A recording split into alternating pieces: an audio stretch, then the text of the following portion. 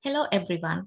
My poster presentation is on the topic of association between shift work and the risk for dysglycemia in a hospital setting. The prevalence of shift work is increasing in the modern society to cater for the complexity and flexibility of different operations exceeding the length of a normal workday hours.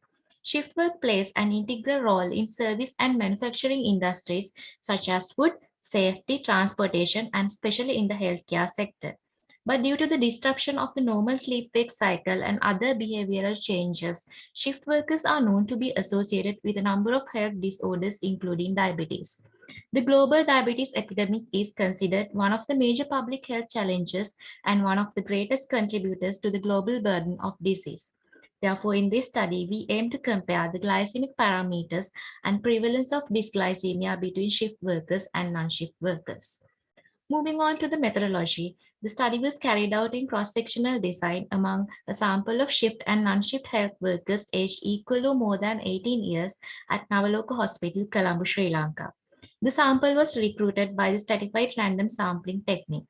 After calculating the sample size based on previous prevalence data, a sample of 36 non-shift workers and 40 shift workers were included in the study. The data were collected through questionnaires and also by investigating overnight fasting blood samples.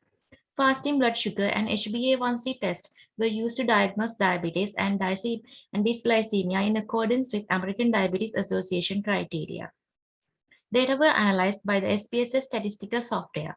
Between group comparisons were performed using the chi-square test and independent sample t-test.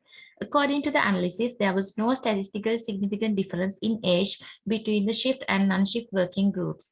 As you can see from the table, the mean fasting blood sugar and HbA1c levels were both significantly higher among shift workers in comparison to the non-shift group. Dysglycemia was prevalent in 16.7% of non-shift workers and 45% of the shift workers. Also, the prevalence of diabetes was significantly higher among shift workers, reporting a prevalence of 27.5% in shift workers and 8.3% in non-shift workers. As to the odd ratio, the shift workers had a 4 times increased risk of having type 2 diabetes than non-shift workers. In conclusion, the shift workers were associated with a higher risk of developing increased blood glucose parameters compared to day workers in this hospital setting. Since our sample size was limited, large-scale future studies are recommended for stronger evidence and to improve our understanding of the mechanism by which these effects occur so that effective prevention strategies could be developed. Thank you very much.